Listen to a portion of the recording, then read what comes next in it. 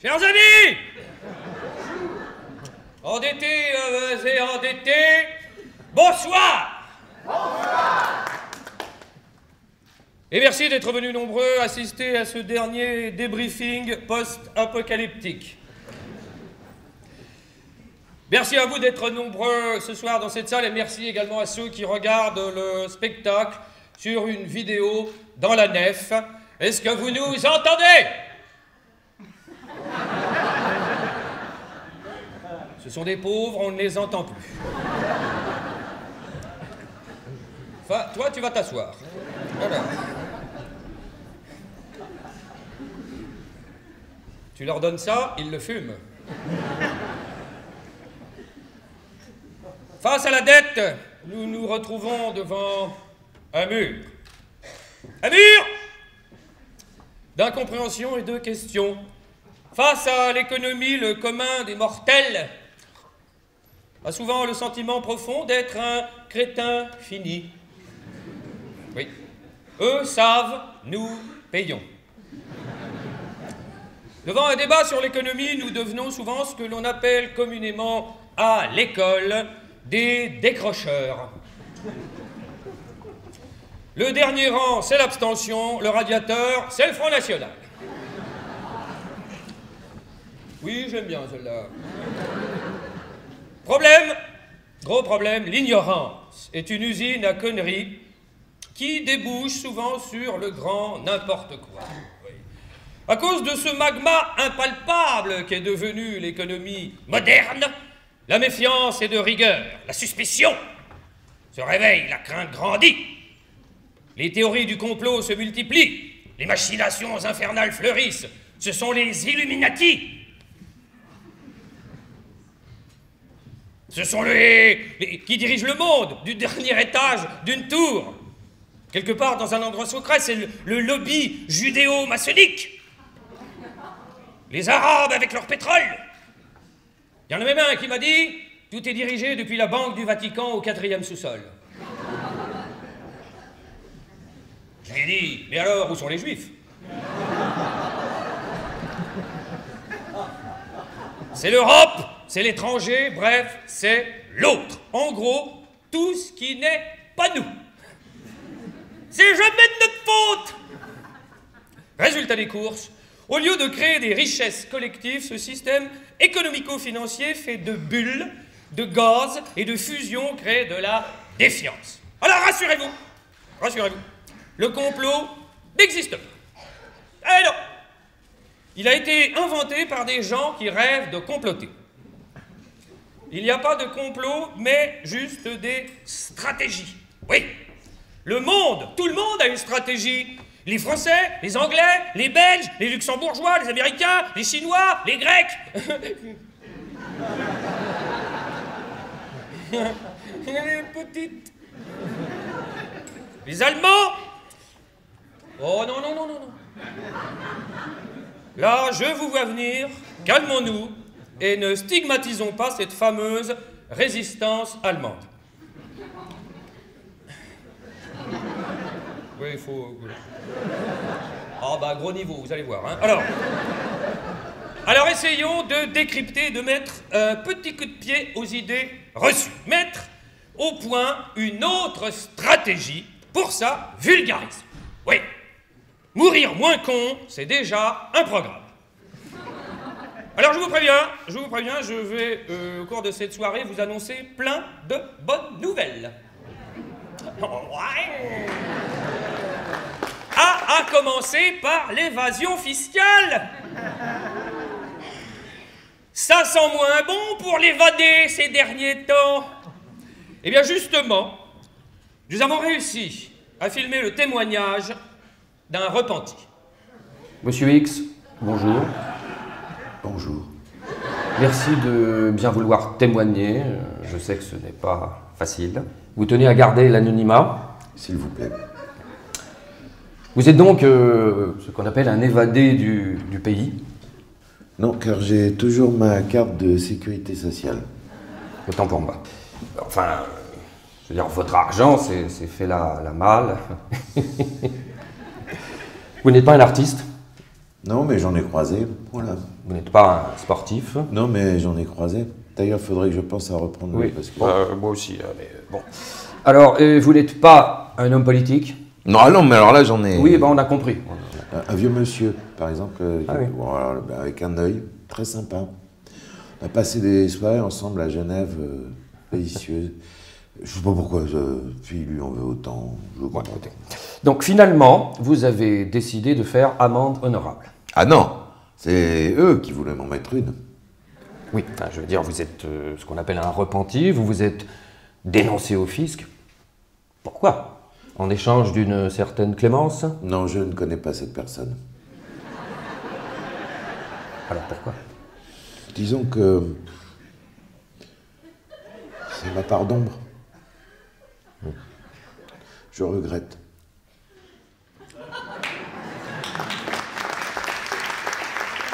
Ce n'est pas fini, il reviendra dans la soirée.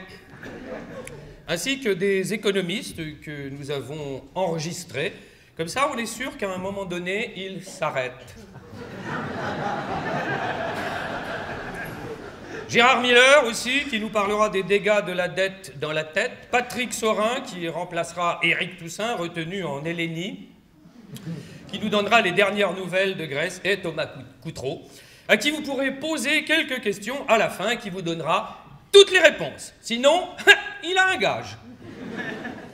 Tout ça avant d'aller danser, boire, manger et désacraliser cette putain de dette. Alors, l'an passé, nous avions vu que... Oui, révision. Nous n'étions pas en crise, mais dans un état permanent de crise qui s'appelle la crise. Nuance. C'est avec des poils de cul qu'on finit par faire un balai-brosse. Oui, ça change du langage économique. Et ça, c'est une bonne nouvelle. Une crise, en effet, c'est un événement pénible qui surgit au moment où on aurait dû s'y attendre. Merde! Mais restons optimistes, une crise marque aussi la fin d'un cycle. Sans crise, pas de changement. Réjouissons-nous, la dette, ce n'est pas que du négatif. En réalité, tous les grands moments de transformation politique sont nés d'une crise ou d'une manière directe ou indirecte de crise de dette. La République française, par exemple, elle-même, notre République, eh bien au départ, c'est une histoire de dette. En 1788, le pays est au bord de la banqueroute, prise de la Bastille, et voilà, grâce à cette dette, maintenant, on a François Hollande.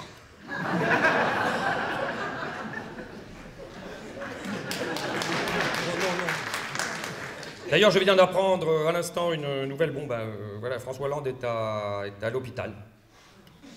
Oui, voilà, je suis désolé. Il a eu une bonne idée et il a été mis en observation.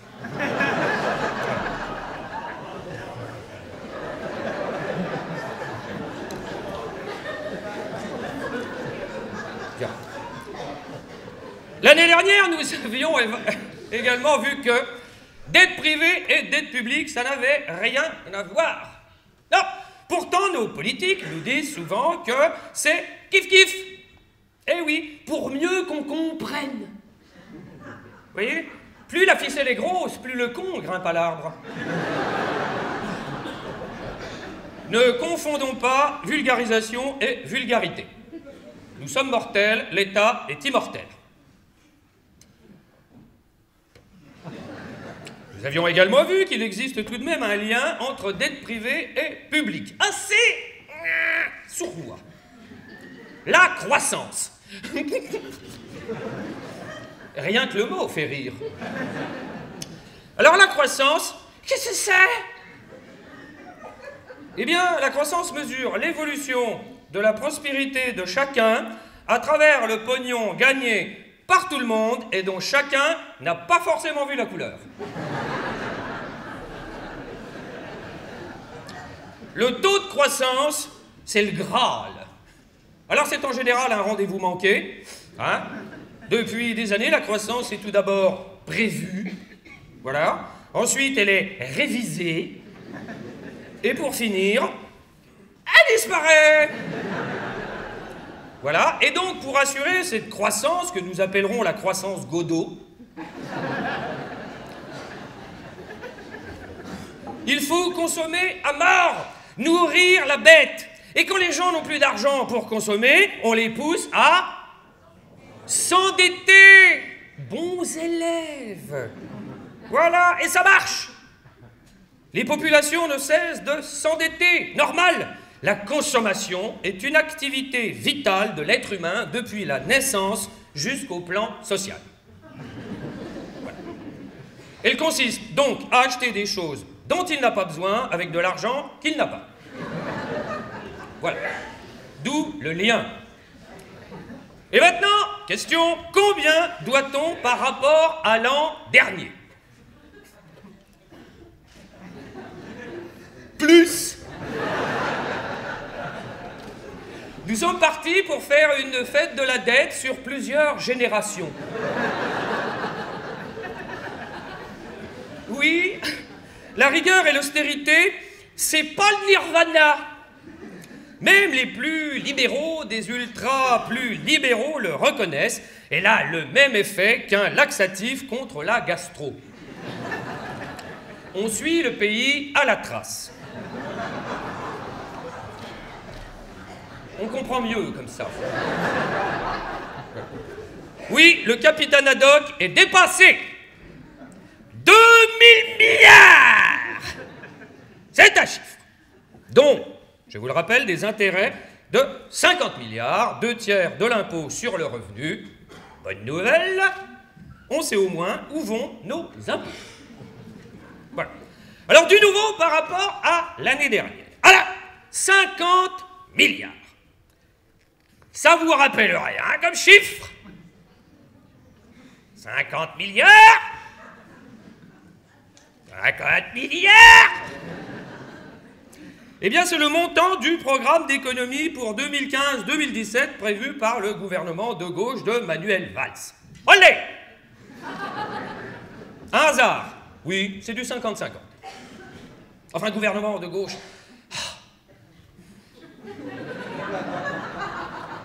Nous ne sommes pas là pour faire de politique. Cette fête se veut ni partisane, ni militante, mais de gauche, bon, disons, bon, off.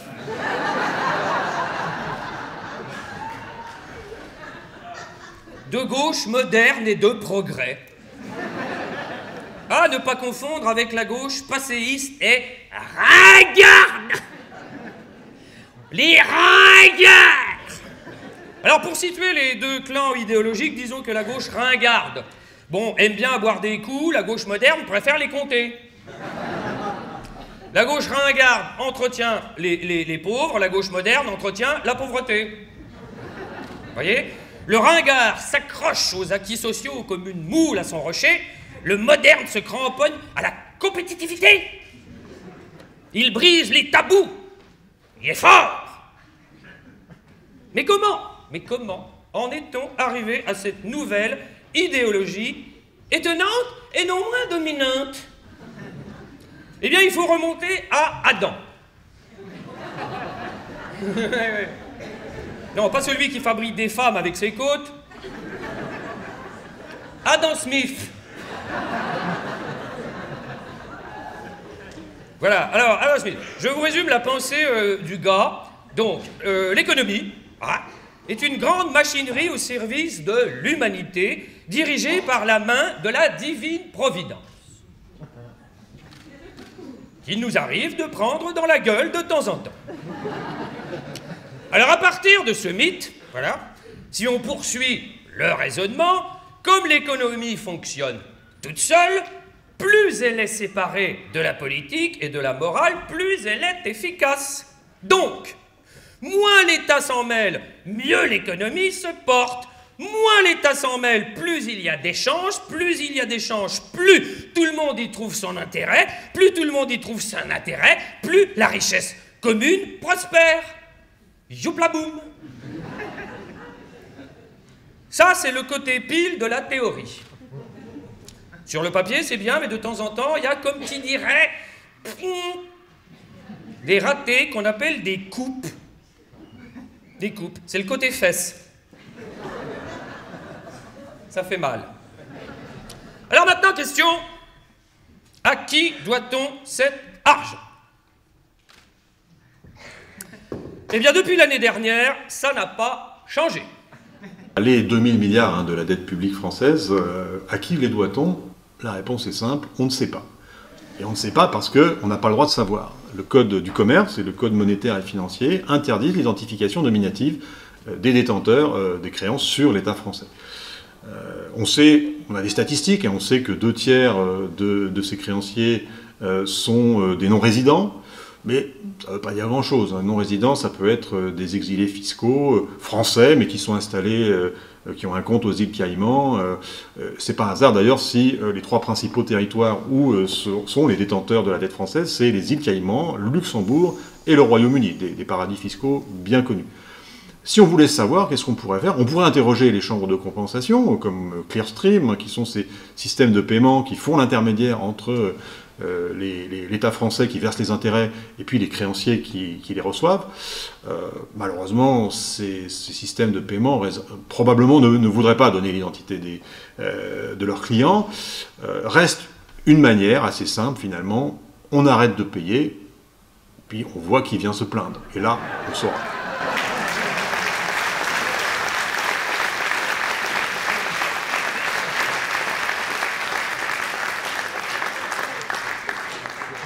Et le bon sens!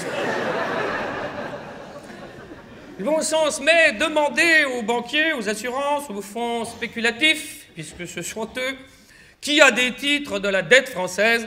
C'est un peu comme si on demandait au pape s'il peut nous envoyer un communiqué de presse relatant sa première érection. Positivons, ça vient petit à petit, sous la pression de certains pays, entre autres les États-Unis, qui ne sont pas le berceau du communisme. Les banques sont de plus en plus contraintes de révéler leurs secrets et de purifier les eaux troubles dans lesquelles nage le liquide international. Dans ta gueule. Alors comment ça se passe pour un État d'emprunter du pognon? Bien, c'est simple. On est lundi matin. Et lundi, c'est ravioli. Le directeur général de l'agence France Trésor. Hein? Mon trésor. Situé à Bercy, 9e étage du ministère des Finances, la vue est dégagée. Il aperçoit à peine le chômage à cause de la pollution.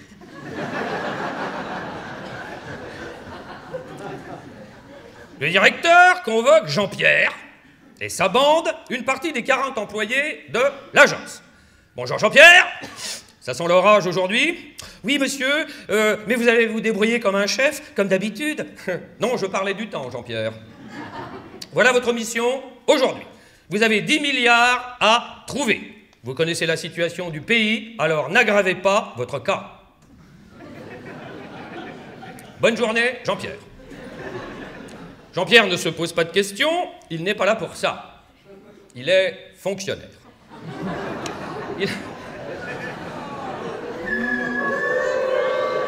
Ou à l'agence France Trésor.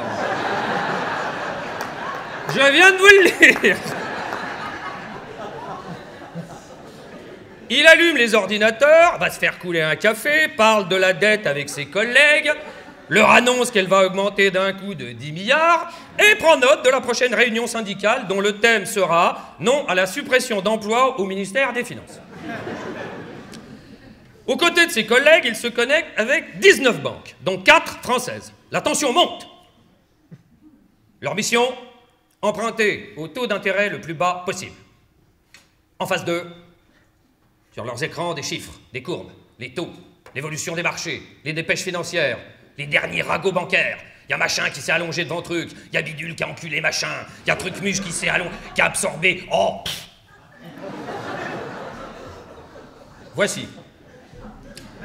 Jean-Pierre et ses potes vont devoir jouer serré. Ils ont en face d'eux des magiciens qui achètent du moins pour faire du plus. Mais ils savent aussi qu'ils empruntent au nom de la France un pays riche. Enfin, pas tout le monde. Et surtout qui paye ses dettes et ses intérêts. Et on vous l'a dit et répété, il y a intérêt à payer ses intérêts, sinon plus personne ne vous prêtera. Donc, plus tu t'endettes, plus t'es riche.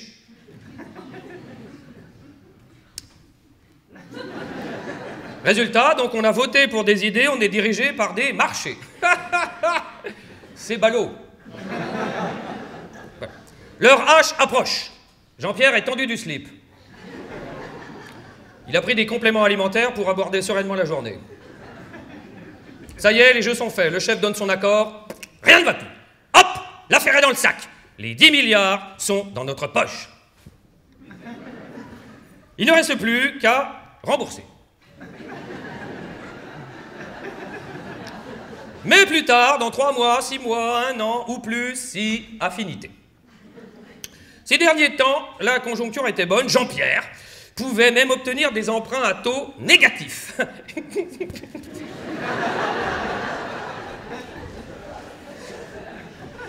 Mais j'y croyais pas, moi. Ils sont fous, ils sont fous. Il y a un truc qui ne va pas. Alors, en passant, on voit une belle différence entre la dette des ménages et la dette publique. Voilà, allez trouver un emprunt à taux négatif pour acheter une maison. Tenez, je vous prête de l'argent et je vous en donne. Une petite pipe? Bien. C'est dingue. Alors la France est un très bon client. Voilà. On danse pas le sirtaki. Notre JP et ses copains savent que c'est un argument en béton pour nos créanciers. Il en joue. Oui, dans un marché qui pète de trouille, les acheteurs de dettes sont prêts à perdre de l'argent pour avoir des titres sûrs dans leur portefeuille et garder le chaland français. Bien joué, Jean-Pierre. Vous voyez que tout n'est pas noir. Et dans ce cas de figure, il est donc préférable d'emprunter puisqu'on est gagnant. Alors quand on nous explique systématiquement qu'il faut serrer la ceinture pour rembourser la dette publique, laissez-nous pouffer. Alors on a juste oublié un petit problème. Pendant les transactions, Jean-Pierre et sa bande ne savent pas qui était derrière les écrans. Ils ne savent même pas à quelles banques ont été servies pendant les enchères, puisqu'elles ont des numéros. Voilà. La vente est terminée, un récapitulatif est envoyé aux agences de presse financière, les marchés doivent être informés au plus vite de l'opération. Oui. Voilà. La suite, vous la connaissez, l'homme invisible. Alors on peut se retrouver avec des spéculateurs grecs qui achètent de la dette française. Vous voyez le truc? Ils sont pas cons, ils vont pas acheter la leur.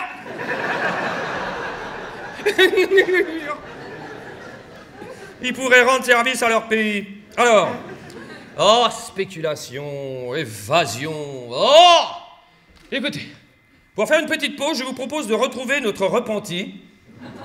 Ça nous fera des vacances gratuites à l'étranger. Monsieur X, rebonjour.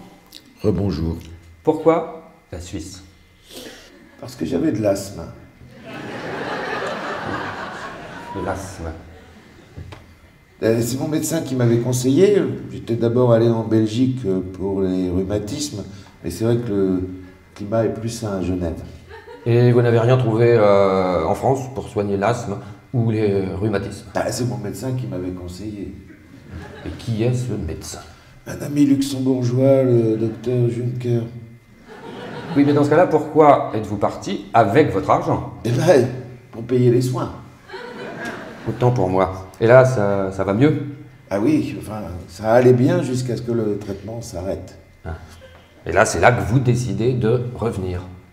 Oui, en France. C'est vrai qu'on est très bien soigné, puis bon, avouons-le, c'est beaucoup moins cher. Et vous vous sentez comment maintenant? Beaucoup mieux. Mais je regrette. Et maintenant, la question, la grande question, qu'est-ce qu'on va laisser à nos enfants? Mais qui n'a pas entendu cette phrase? Chaque enfant qui naît en France doit 30 000 euros. Oh! Oh! Oh! Oh, on s'est gavé! On a trop dépensé! Nos enfants n'auront même plus assez d'argent pour acheter de la drogue! Mea culpa! Mea maxima culpa! Oh, oh, oh! Oh, j'arrête parce que c'est bon. Alors... Oui, c'est le syndrome des SK. Alors... Eh bien, c'est faux! Enfin! Pas totalement vrai. Parce que c'est sans compter sur le patrimoine. Et alors, on a fait une évaluation, pas moi, les spécialistes. Grosso merdo, l'État et les collectivités locales possèdent un patrimoine de plus de 2500 milliards. Soit 500 milliards de plus que la dette nationale. Patrimoine, ça veut dire, bon, des bureaux, logements, autoroutes, ports, aéroports, universités, lycées, hôpitaux, terrains, des forts, des châteaux, des centres de vacances, des camps militaires, Brigitte Bardot, bon, est invendable. Et Mireille Mathieu est déjà vendue. Bien. C'est sans compter aussi avec le patrimoine des ménages. D'après les dernières évaluations disponibles, il est en France de 429 000 euros par ménage. Ah, alors, de quoi vous vous plaignez? Il va sans dire que la famille Bettencourt, bien qu'en pleine tourmente familiale, à cause d'une fille qui manque d'amour, et qui malheureusement toute sa vie s'est traitée avec des produits de chez elle, et on a vu le résultat. Oh là là, c'est une contre-pub le pouls là, hein, c'est... Qu'est-ce que vous mettez? L'Oréal. Ah bon, on peut pas tout avoir dans la vie, hein. Alors, donc la famille Bettencourt et la mère, n'en parlons pas, de toute façon, elle ne se souvient plus de ce qu'elle a. Vive l'euthanasie. Enfin, pas l'euthanasie, la sédation profonde et continue.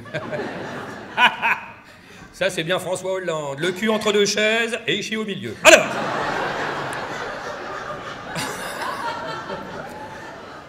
C'est pour lui qui est donc en soins. Alors, en attendant, si on multiplie le nombre de ménages par 429 000 euros, on obtient la somme de, tenez-vous bien, 11 939 milliards d'euros. La dette souveraine apparaît qu'une petite picadille ridicule à côté. Alors, oh, c'est pas fini. Il y a aussi le patrimoine des entreprises. Mais là, bon, évidemment, une fois de plus, il s'agit d'une moyenne qui cache des disparités d'une entreprise à l'autre, entre la petite PME familiale qui fabrique des coussins et une multinationale qui vend du pétrole ou des sodas pour obèses. On trouve autant de points communs qu'entre la Vierge Marie et Dodo la Saumure.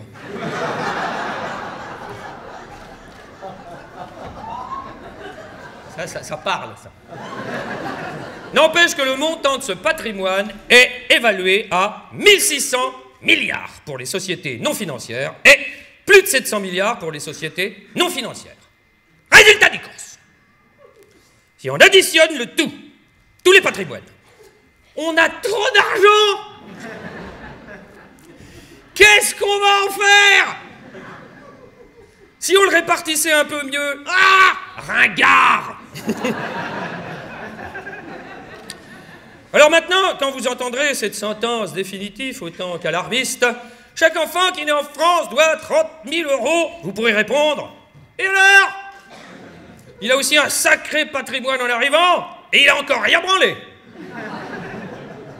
Le bébé français naît riche et endetté, et comme on ne prête qu'aux riches...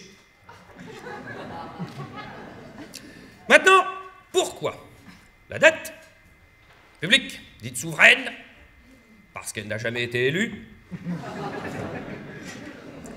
C'est pour moi, vous êtes en retard, mettez-vous en place. Pourquoi? Un libéral, allez, va t'asseoir. Eh oui, il commence à venir petit à petit, hein. pourquoi la dette a monté en flèche. Et là, attention, je vous préviens tout de suite, on attaque dans le gras. Sujet qui fâche. Petit rappel. Les décisions de cadeaux fiscaux ou de réduction d'impôts qui ont été prises depuis seulement 10 ans représentent aujourd'hui pour l'État un manque à gagner de 100 milliards d'euros. Quand on dit ça aux gens, ils nous disent « Vous êtes bien sérieux? 100 milliards d'euros sur les 10 ans? Non, non, par an. Êtes-vous sûr de vos chiffres ?» Ils figurent dans des rapports officiels de la Cour des comptes, dans un rapport signé par le député UMP Gilles Carré en 2009. Voilà, donc ce sont des chiffres tout à fait officiels.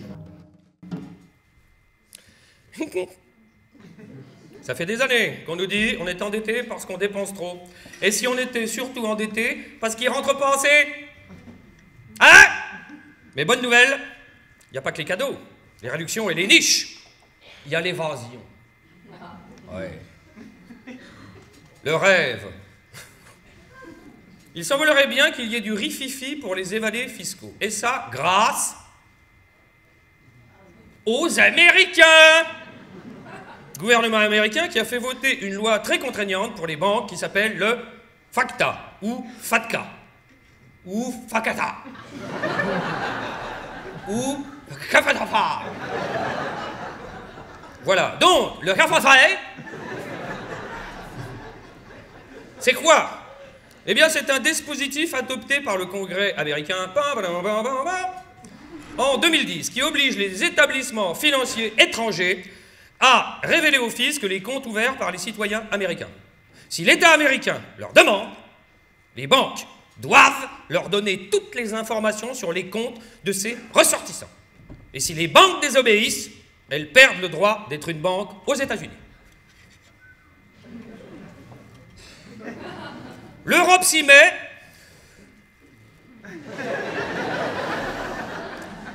Mais en version moins cow-boy. On y va mollo. Faudrait pas mettre le feu au lac. En effet, en 2014, l'État français a récupéré 2 milliards.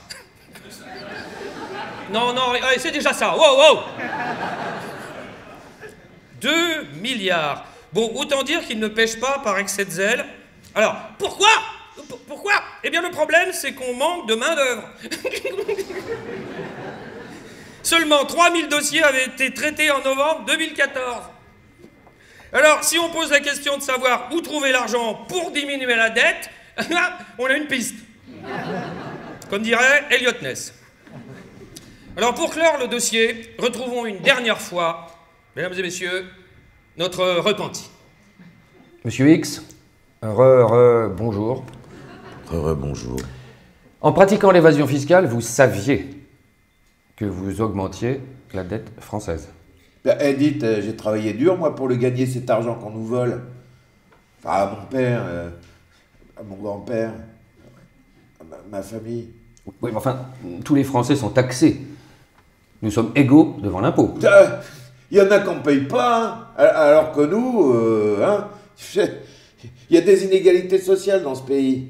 Parce qu'il y en a qui sont assistés, alors que nous, nous, il n'y a qu'à se débrouiller tout seul. Vous vous sentiez délaissé. Ben oui, on crée des richesses pour que les gens puissent travailler, on les aide, un peu comme le secours populaire, et puis résultat, on nous pique tout. Est-ce que vous pensez ce que vous dites? Moi, l'injustice, c'est quelque chose qui me rend malade. D'où l'asthme. Ah oui. Ouais. Bon, maintenant que vous êtes revenu, dites-moi, les yeux dans les yeux, est-ce que vous allez recommencer? Non. La Suisse, terminée. La Belgique, terminée. Cette fois, c'est Singapour. Et de la retraite. Ah. Vous avez donc changé de médecin. Oui. Le climat se détériore en France. Et ça, je le regrette. Témoignage bouleversant. Merci. Dans le rôle de l'évadé fiscal, un excellentissime comédien, on peut l'applaudir, Stéphane Wojtowicz.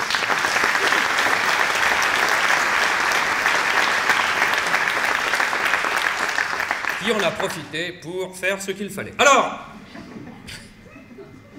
autre cause de cette crue de la dette, et là, ça remonte à loin.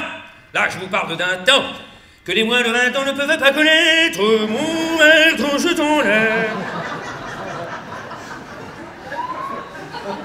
Accrochez des lilas jusque sous vos fenêtres et si l'humble garni ne payez pas de mine. Et hop. Alors. Ah bah c'est pour ça qu'il est encore là. Alors. Voilà. Ça remonte à la privatisation de la monnaie. Appelons un chat, sinon il pourrait se mettre à japper.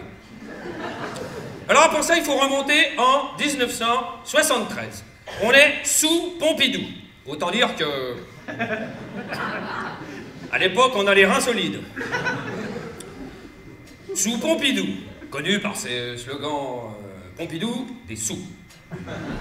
Alors avant, l'État français pouvait emprunter à la Banque de France sans intérêt et même ne pas rembourser le capital. Un kiff. Dès l'établissement de la loi Pompidou-Giscard-Mesmer, les sœurs Brontë.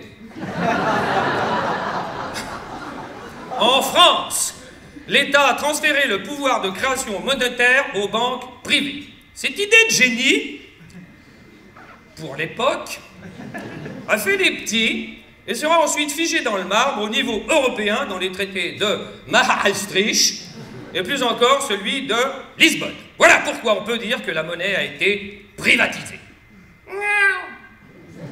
Chien, vous vous rappelez? Alors, nous devons dorénavant acheter notre monnaie auprès des banques en payant des intérêts. Alors, concernant la Grèce, ces taux d'intérêt sont montés jusqu'à 15%. C'est plus un trou du cul qu'ils ont, c'est un entonnoir.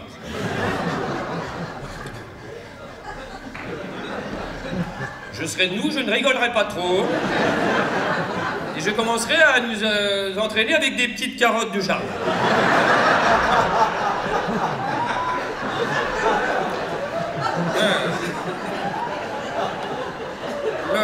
Je l'avais pas noté, mais j'ai craqué. Alors, ok, arrêtez, concentrez-vous. Le banquier n'est plus heureux, il est béat. D'où l'expression « pas folle la guêpe » qui est devenue « pas fou le banquier ». Depuis cette époque, il y a une expression populaire qui décrypte et résume très bien la situation. T'as vu Roger? Ils ont socialisé les pertes et privatisé les bénéfices. J'en remets une. Alors, la BCE jouant le rôle de la structure qui supervise et cautionne. Alors à partir de cette date, les prêts d'État ont été assortis d'intérêts pour plus de 45 milliards d'euros par an en moyenne.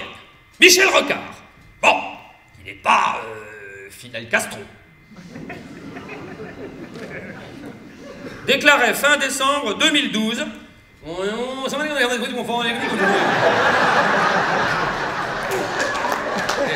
et oui. Et on n'en revient pas. Alors, traduction. Sans cette loi, notre dette serait à un niveau bénin, 16 à 17% du PIB au lieu de 100% actuellement. C'est pas moi qui l'a dit. C'est Alors, justification de ce bazar, l'indépendance et la peur de l'inflation. Ah, l'inflation! Ah, l'inflation au niveau européen, l'inflation, c'est le, ça, tiens, je fais l'Europe, dites inflation. Oh! Voilà, oh, je le refais une fois. Oh! Ah, je fais bien l'Europe. Alors, eh oui, je fais bien. Alors, c'est pas fini. Question. Puisqu'on parle d'Europe, elle est où l'harmonie? Faudrait faire une chanson pour l'harmonie en Europe.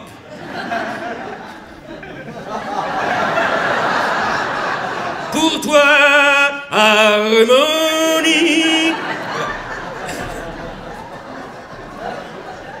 J'ai pas pu résister. Alors, oui, puisqu'en Europe, nous sommes en concurrence fiscale et en concurrence sociale. Chacun essaie d'attirer les entreprises, les capitaux, les investisseurs en diminuant les impôts, diminuant les cotisations. Voilà, nous sommes en champ ensemble, mais chacun de son côté. Ensemble, tout est nuisible. Non, possible, pardon. Une parabole animalière pour mieux comprendre. Imaginez qu'en Europe, nous soyons tous dans la même cage. Bon, il y a une poule, un renard, un tigre, un pigeon, un raton laveur et un gros morceau de steak au milieu. Jean-Claude, qui surveille l'enclos, arrive et tire en l'air pour signifier le début de la manche que le meilleur gagne. Drôle d'Europe, celle de la compétitivité. Compétitivité! Parce qu'il faut être compétitif. Eh oui, question! Comment faire mieux que les Chinois? On va quand même pas bouffer du riz toute la journée. Pas facile. Impossible, d'autant moins que tout le monde se rend bien compte que la compétitivité fait des ravages humains. Par exemple, en Chine, les enfants ne croient plus au Père Noël. Pourquoi? Parce que ce sont eux qui le fabriquent. Quand vous voulez applaudir, allez-y. Hein,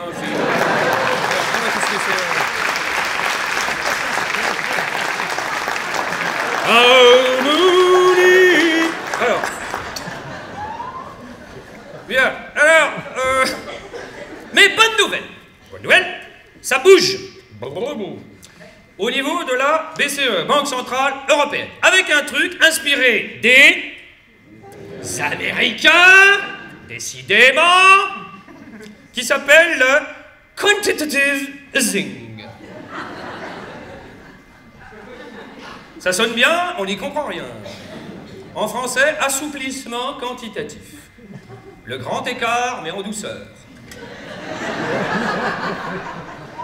Alors c'est quoi ce bignou? En gros, ça veut dire que la Banque Centrale Européenne va racheter des dettes d'État aux banques. Par exemple, imaginons que la BNP, j'ai pas pris la Société Générale parce que...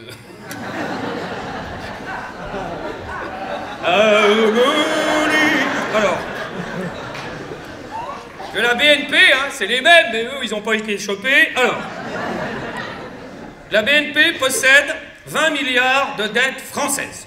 Bon, on dit qu'elle a des obligations d'État, sauf des fois, ou encore des titres de la dette. Bon, la Banque Centrale Européenne lui achète ces 20 milliards. Donc, au final, c'est comme si la Banque Centrale Européenne prêtait ces 20 milliards à la France, sauf que, danse de magie, elle passe encore par la BNP, qui ne devrait pas trop sucrer au passage. Juste une petite commission, il faut bien refaire la façade et changer la machine à café. Ce quantitative easing est donc une ruse de Sioux pour contourner les traités européens. Je ne prête pas directement aux États, j'achète des dettes aux banques, c'est pas pareil.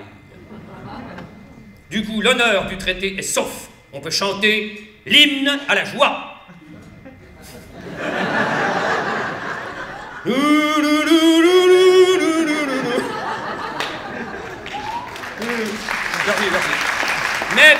Mais attention, on se réjouit. On pourrait même parler d'une véritable révolution idéologique. Ringard. Alors, mais parce qu'il y a toujours un mais.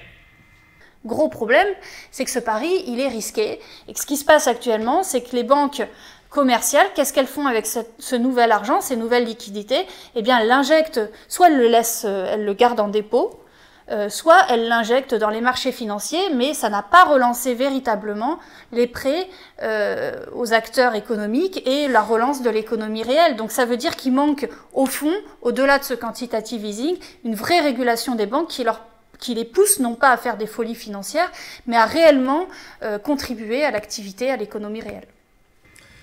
Bon, voilà quoi. Je veux dire, bon, Pas d'excitation. Déplacé. Après, c'est la déception. Nous l'avons tous vécu. La mariée est belle et puis elle enlève sa robe. Et là, ah, Christine Boutin. Dans l'état actuel, hein. Avec les toiles d'araignée. Alors, de temps en temps, il les enlève avec une croix. Alors, non, arrêtez, arrêtez. Christine Boutin. Alors,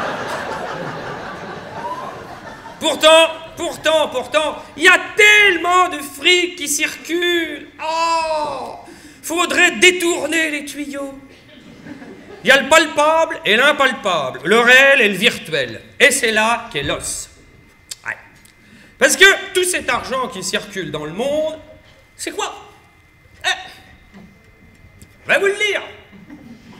La masse monétaire totale est composée de plusieurs masses. D'où l'expression « on est à la masse ». Pourquoi faire simple quand on peut faire compliqué? C'est la règle numéro 1 dans la finance.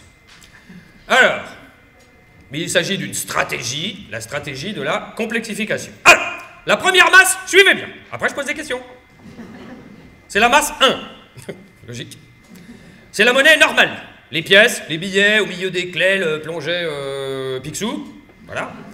Et celle-là, on l'appelle la monnaie fiduciaire. Oui, du latin fiducia, confiance. Si c'est pas une provocation, ça y ressemble. Dire qu'ils veulent supprimer le latin à l'école. C'est peut-être à cause de ça.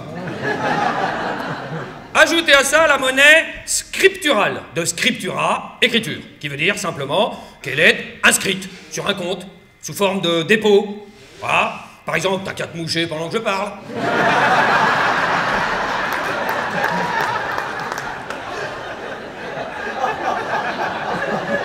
C'est un communiste, ça, hein?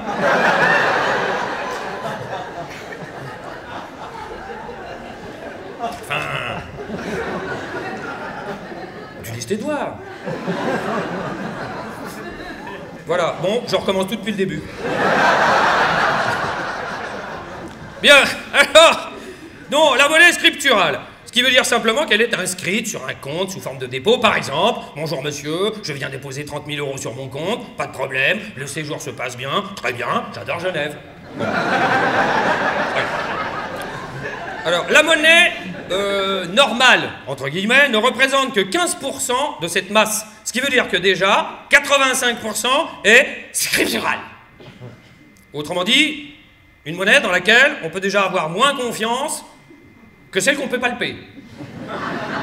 C'est pas fini, ça c'est de la rigolade. La deuxième masse, la masse 2, c'est la masse 1 plus les comptes sur livret, vous connaissez tous, livret A, Codivi, livret jeune, compte épargne, logement, etc. Voilà, vous l'avez déposé, donc il existe. Bon, sauf si vous voulez le récupérer.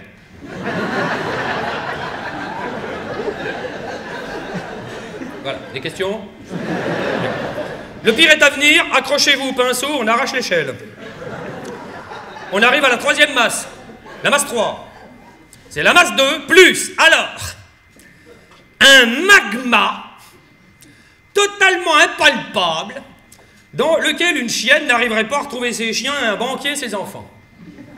Magma, donc, qui est le terrain de jeu de la spéculation par excellence, c'est l'argent que vous avez placé dans une banque, qui l'investit dans un fonds, qui a racheté une assurance, qui a misé dans l'immobilier, assurance rachetée par un autre fonds qui est en train de faire faillite et qui va en revendre une partie et réinvestir dans une banque qui elle-même vient d'embaucher Jérôme Kerviel.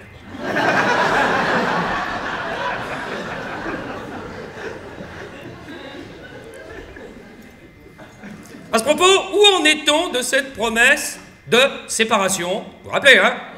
Séparation des banques de dépôt et banques d'investissement. Ah. Pour éviter donc que l'argent que vous déposez en toute confiance dans votre banque, hein, en bon père de famille, hein, ta gueule toi. Non mais si on leur parle pas comme ça, ils écoutent pas. Alors, l'argent que vous déposez dans votre compte soit utilisé à l'insu de votre plein gré dans le magma. Alors, où en est-on? Parce que, remember, on a eu le drame.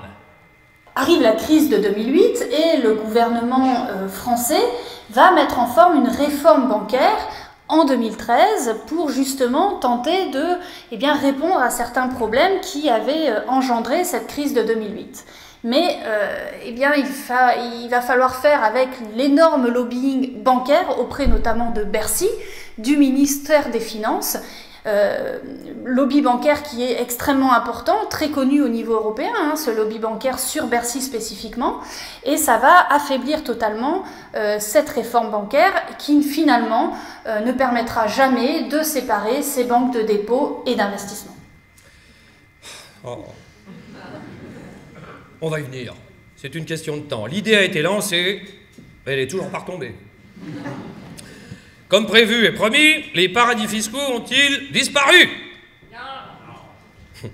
Non. C'est lui qui l'avait promis, vous vous rappelez, en 2009? Les paradis fiscaux ont disparu.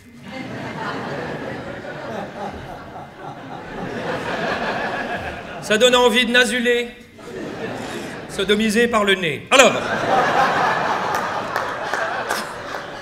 Oh bah oui, puis lui, il y a de la place. Alors,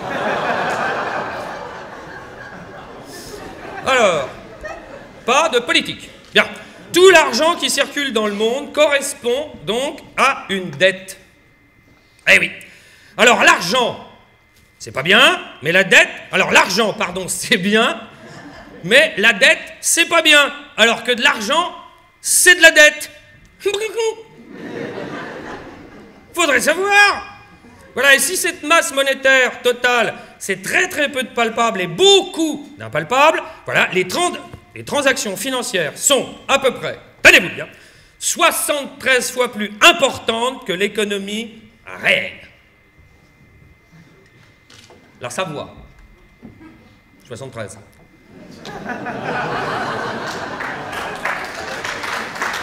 Oui, non, mais c'est parce que j'essaye. Voilà. Peut-être qu'un léger contrôle, que des garde-fous, peut-être que... Oh, arrête, ringard! Alors, à ce propos, où en est-on, justement, de cette autre promesse envisagée au Parlement européen? La taxe sur les transactions financières a-t-elle vu le jour? La taxe Tobin, pour ne pas la nommer. Petit à petit, ça arrive dans le débat public et c'est même une proposition de la Commission européenne il y a quelques années, une proposition relativement ambitieuse pour taxer à hauteur de 0,1% les actions et obligations, mais à hauteur seulement de 0,01% les produits dérivés qui pourtant sont les plus nocifs pour l'économie parce que c'est par exemple la spéculation sur les prix alimentaires. Et ensuite, qu'est-ce qui va se passer? Le Royaume-Uni va dire « Niet, je ne veux pas de cette taxe ». Ils ont la City, ils ont un énorme domaine bancaire, secteur bancaire, donc pour eux, il n'en est pas question. Donc on ne se retrouve plus qu'à 11 pays européens qui forment une coopération renforcée pour tenter de mettre en place cette taxe sur les transactions financières, avec notamment l'Allemagne qui est relativement ambitieuse dans ses propositions. Mais il y a un autre pays important qui va freiner des quatre fers, et bien c'est la France. D'autant plus étonnant que François Hollande, le candidat, avait promis d'être l'ennemi de la finance. Eh bien, au lieu de ça, le lobby bancaire, notamment des 4 grandes banques françaises, va être déterminant pour affaiblir la proposition qui vient de l'Allemagne. Et c'est ce qui fait qu'aujourd'hui, cette proposition, elle patine complètement. Et notamment, eh bien, la France ne veut pas d'une taxe importante sur les produits dérivés, tout simplement parce qu'on est une grande place bancaire de produits dérivés. Je suis désolé. Comment voulez-vous chanter la Marseillaise après ça? Et pourtant...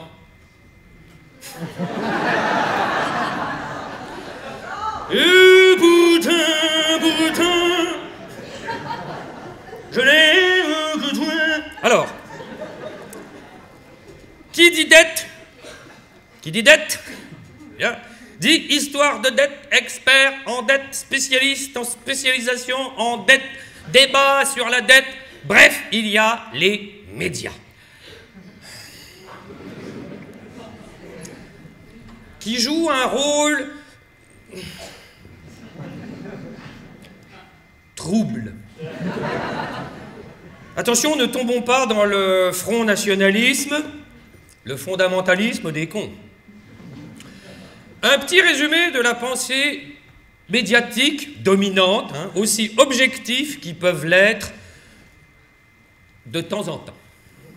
Il faut absolument que l'État réduise son train de vie. La France d'aujourd'hui vit au-dessus de ses moyens. On a un problème aujourd'hui, est-ce qu'on décide qu'on va mettre la France en ruine pour nos enfants? Mais c'est profondément immoral. La dette publique, 1660 milliards 431 millions 950. Oui, mais ça va tellement vite que je n'y arrive pas. Ça s'accumule de seconde en seconde. On n'a pas du tout respecté nos engagements. Le déficit public va être au moins à 4% du PIB. La dette publique va se rapprocher des 100% à leur richesse. Et donc là, il faut voir que le gouvernement français change son fusil d'épaule, sinon on aura une vraie sanction. Vous avez promis de vous attaquer au déficit budgétaire et vous l'avez promis 3 fois et on vous a donné 3 fois une indulgence et maintenant c'est le temps de le faire. Et je suis irritée qu'en vous rappelant ça, on donne tout à coup des leçons. Ça, je trouve que c'est une très grande faiblesse. C'est la banqueroute qui attend la France si elle ne paie pas ses dettes. Il est faux de dire qu'un pays ne peut tomber en faillite. La Grèce a démontré le contraire. Moi, je crois que compte tenu de ce qui se passe aujourd'hui, malheureusement, l'incapacité de la classe politique française à proposer des baisses de dépenses, l'incapacité à proposer des privatisations, exactement comme en Grèce, je crois que la dégradation de la dette française, malheureusement, elle m'apparaît extrêmement probable dès aujourd'hui. Moi, je suis à la tête d'un État qui est en situation de faillite sur le plan financier. Je suis à la tête d'un État qui est, depuis 15 ans, en déficit chronique. Notre souveraineté économique, financière et sociale exige des efforts politiques et prolongés, 46 milliards, même et 85% du PIB.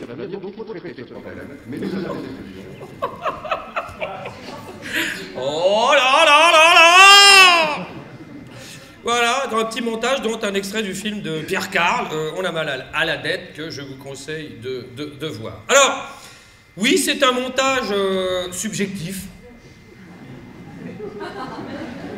Totalement. C'est l'effet boomerang. Ils n'avaient qu'à pas commencer. C'est pas forcément de leur faute, les médias, vous savez, ils baignent dedans. Ils ont été élevés au biberon. Ils invitent des experts qui sont aussi indépendants du système financier que ma couille droite l'est de ma couille gauche. Avec un truc qui pendouille au milieu, le conflit d'intérêts.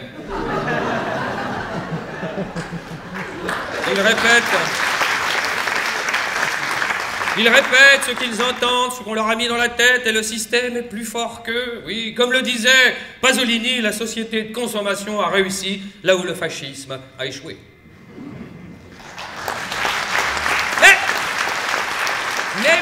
Mais, les esprits s'ouvrent. D'autres voix se font entendre. On entend des échos. Austérité, va te faire enculer.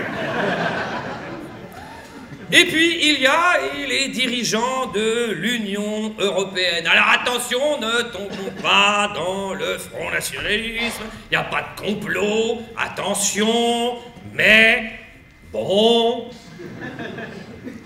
Le nouveau commissaire européen à la stabilité financière, c'est pas fini. Et au service financier et à l'union du marché des capitaux s'appelle Jonathan Hill. Good. Alors son CV, c'est pas une carte de visite, c'est un menu. Jonathan Hill a fondé en 1998 Killer Consultante. Killer avec Q-U-I, hein. Mais on pourrait l'écrire autrement. Un cabinet de lobbying qui compte pour clients la banque HSBC, mais aussi Swift, société de télécommunications financières, ou encore l'institution gérant la City de Londres. Et d'un, le président de la Commission européenne, Jean-Claude Juncker, qui a été Premier ministre du Luxembourg entre 1995 et 2013, a admis que le système d'évasion fiscale mis en place au Grand-Duché et révélé dans la presse était contraire à la justice sociale et aux normes éthiques et morales. Un poète. Le Rimbaud du pauvre. C'est pas fini. Mario Draghi, président de la Banque Centrale Européenne, ancien vice-président de Goldman Sachs Europe. Alors, quand on dit que ça change, c'est vrai, mais on comprend aussi pourquoi ça change doucement. De nouvelles têtes, peut-être? Ringard! Alors maintenant, vous voulez du changement, du grand, de l'énorme. La Grèce. Alors attention, gros dossier. Depuis des années, les Grecs sont dirigés par une fine équipe, hein, qui répond au nom délicat de Troïka. Troïka. La BCE, Banque Centrale Européenne, Fonds Monétaire International, Union Européenne. Le résultat est catastrophique. Une dette passée de 130 à 75% du PIB. Voilà. Depuis 2007, augmentation massive de taux de suicide, taux de mortalité infantile, baisse de l'espérance de vie de 3 ans en moyenne. C'est le moment d'envoyer votre belle-mère passer les vacances là-bas. Alors attention à l'angélisme non plus qui oppose les gentils Grecs aux méchants Européens. La Grèce a aussi devant elle un immense chantier pour s'attaquer à la corruption, à l'évasion fiscale, à la fraude fiscale, la gabegie des dépenses militaires. Bon, les plus riches ont jusqu'ici été mystérieusement exonérés d'impôts. Ou presque, telle l'Église orthodoxe.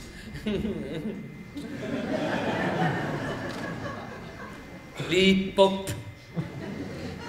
Ou les armateurs. Et sans que visiblement cela ne dérange la Troïka. Mais pour en parler, là, je vais demander à un spécialiste de me rejoindre sur scène, monsieur Patrick Saurin.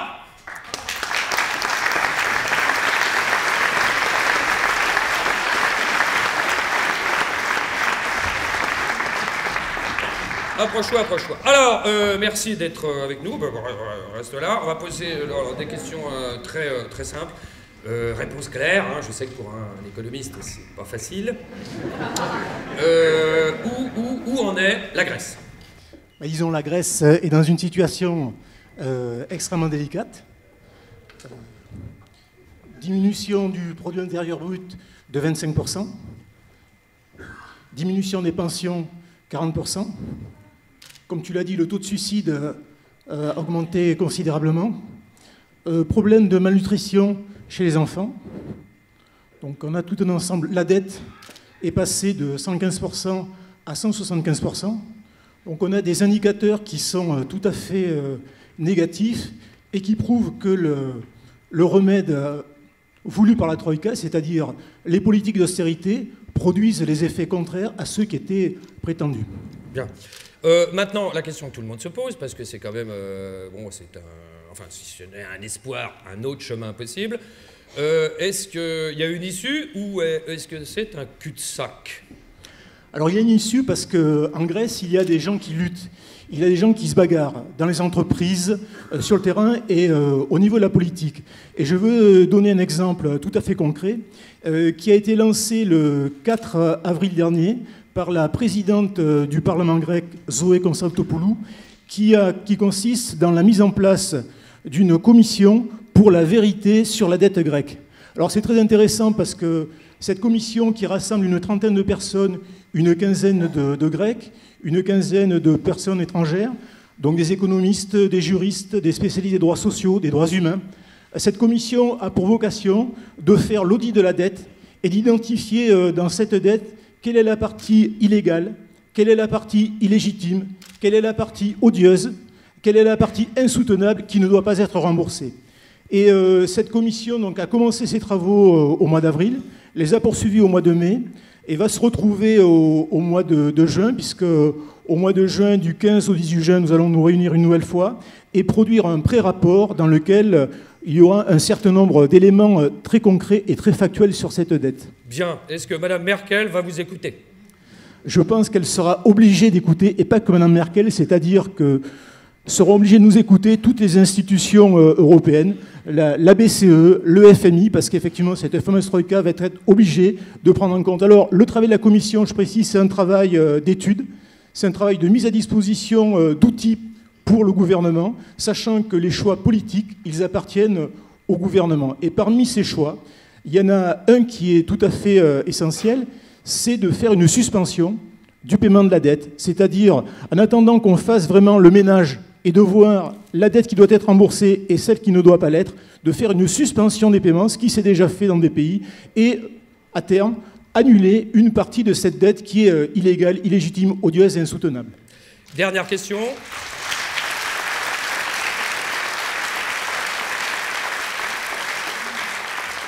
Dernière question, on entend souvent cette phrase, à un moment donné, si les Grecs ne payent pas leurs dettes, chaque Français va devoir payer donc la somme de... 751 €. 751, et c'est précis. Alors, qu'est-ce que c'est quoi? C'est vrai, c'est pas vrai? C'est l'intoxication. Alors c'est intéressant de démonter un petit peu tout ça. Donc grosso modo, la France doit posséder donc environ 40 milliards de dettes, donc 10 milliards sous forme d'emprunt et 30 milliards au titre d'une participation au Fonds européen de stabilité financière. Ce sont des garanties. Or, qu'est-ce qui se passerait si jamais on était dans la situation où la Grèce fasse un défaut complet sur les 40 milliards? Eh bien, à partir de là, la France, elle ferait ce qu'elle fait aujourd'hui, comme les autres pays, elle réemprunterait. Et le coût d'intérêt de ces 40 milliards qui seraient réempruntés, ça tourne aux alentours de 15 € par Français et par an. Eh bien, merci. Merci beaucoup. « 15 €, 2 paquets de clopes. Mais tu vas rester ici. Sors de là, hortefeux !»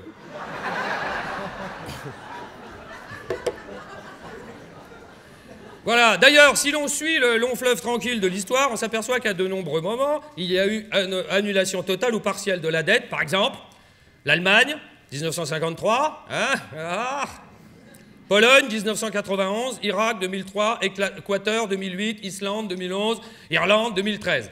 Bon, la Grèce, paraît-il, veut demander même des réparations aux Allemands pour la Deuxième Guerre mondiale. Bon. Si ça continue, ils auront plus vite fait de demander une avance sur la prochaine. Bien. Bon. Ça bouge. Ça bouge, mais c'est dur. Pourquoi c'est dur? Parce qu'on est face à un dogme. C'est la messe, face à un totem, une croyance. Aux 3%, tu obéiras. Le diable de l'inflation, tu combattras. La foi dans le marché, tu auras. Et pour cela, un seul chemin est possible. L'austérité, tu loueras. Amen. Oh.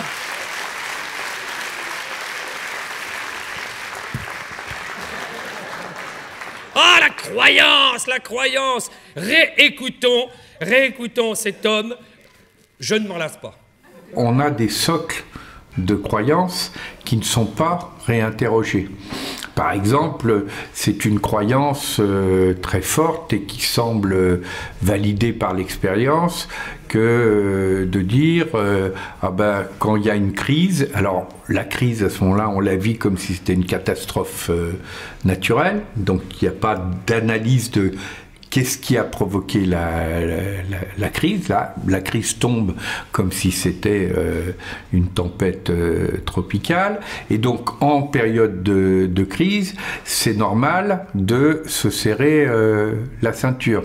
Donc, même des gens qui vont être victimes, par exemple, d'un programme d'austérité, il y a, au fond, toute une part d'eux-mêmes qui adhèrent à cette idée que face à un programme d'austérité, il faut serrer la ceinture. Et quand Paul Krugman, l'un des prix Nobel d'économie hétérodoxe, a comparé les programmes d'austérité au sacrifice humain chez les Mayas, il a pointé quelque chose de très juste. Parce que de la même façon que les sacrifices humains ne faisaient pas revenir le soleil, les programmes d'austérité vont aggraver la situation, comme on le voit en Grèce, au Portugal ou en Espagne, au lieu de la résoudre.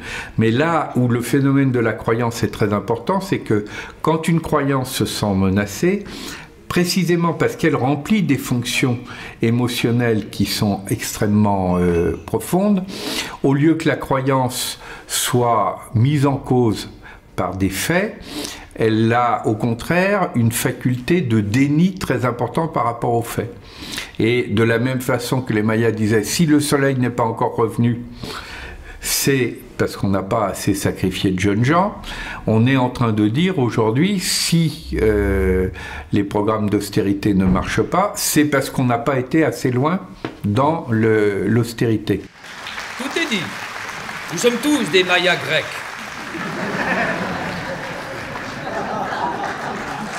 Mais de plus en plus de voix se font entendre en écho. Les 3%, dans ta gueule!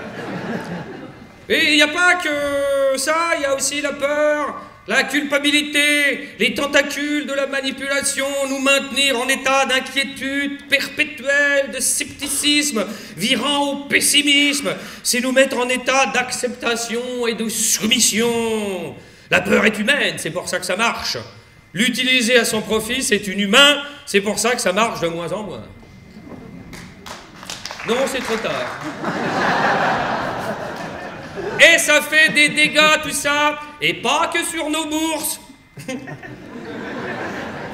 Voilà, oui, oh, ça m'excite cette phrase. Et pourtant, alors, et pas que sur nos bourses, nos cerveaux, et là, pour en parler, donc un spécialiste, vous le connaissez tous, un spécialiste de merdier cérébral, Monsieur Gérard Miller.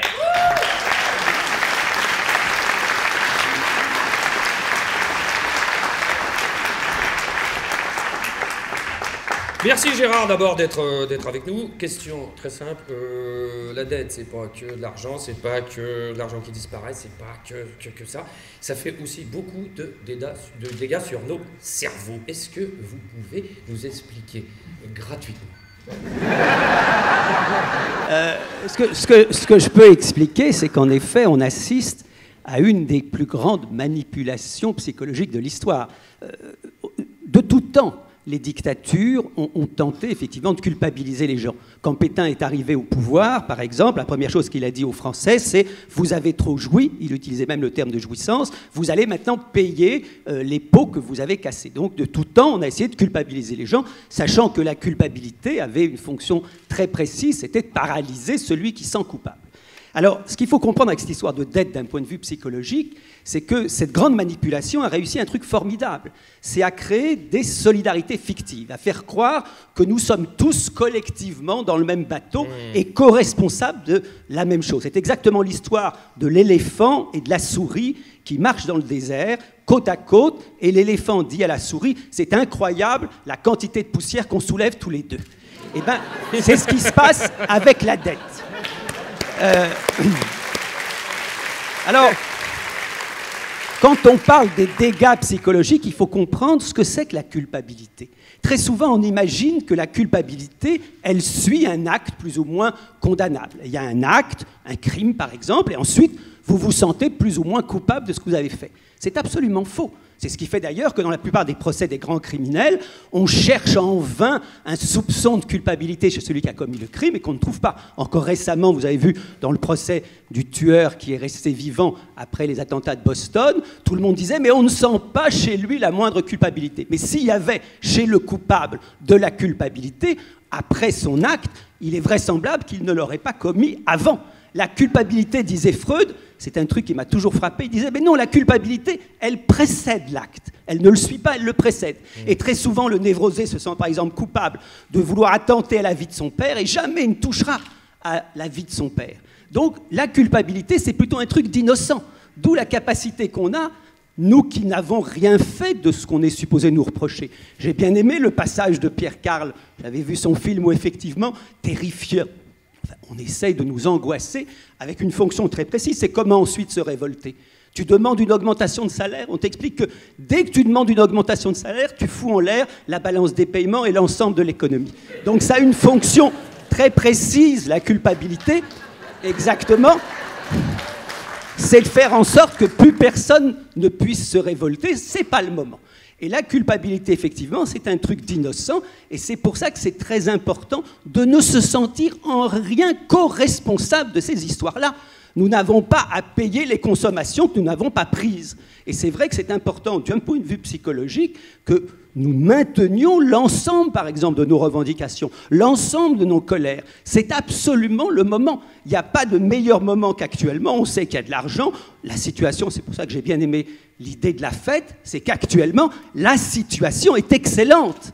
Et qu'on essaye de nous persuader du contraire, justement, pour que nous ne revendiquions pas ce que nous avons à revendiquer. Merci, Gérard.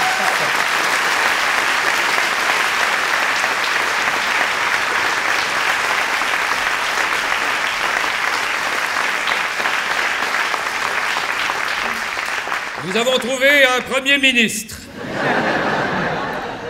La compréhension de l'économie par la population est un des grands enjeux de notre époque. Rien ne se fera sans nous. Sinon, où est la démocratie? Mais pour pouvoir participer au débat, il faut des armes. Voilà, armes, démocratie. Bon. L'autre, l'ennemi. On est tous l'autre de quelqu'un. C'est marrant ça, hein? Fait partie de la solution. Les économistes aussi. Oui, comme le disait Bernard Maris. On pense à toi. À l'économiste inconnu mort pour la guerre économique qui toute sa vie expliqua magnifiquement le lendemain pourquoi il s'était trompé la veille. À tous ceux bien vivants qui savourent le mot gratuité. À tous les experts, spécialistes, tous bords confondus, descendez nous parler. On est en bas. Dans la cuisine, on noie notre inculture. Dans le défaitisme, la résignation et l'impuissance. Que c'est bon quand le flou devient clarté, que les questions deviennent réponses, que le gazouillis des oiseaux nous rappelle le printemps à la Toussaint. Dans ta gueule.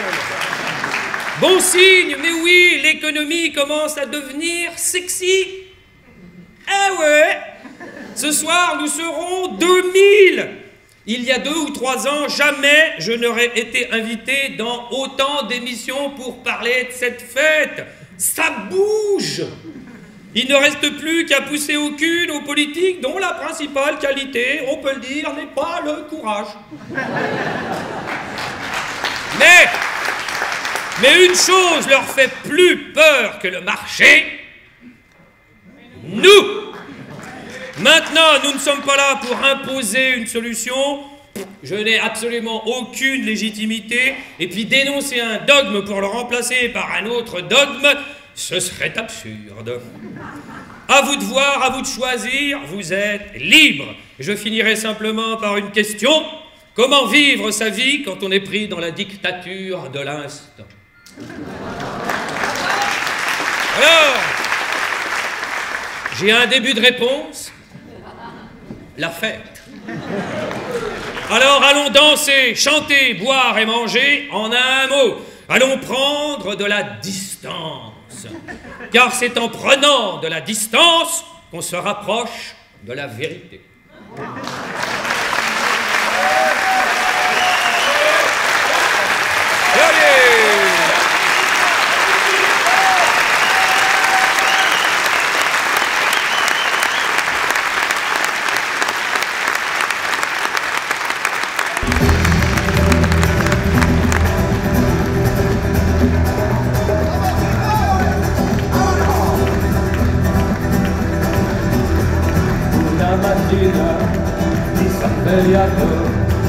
Bella ciao, ciao, ciao, ciao.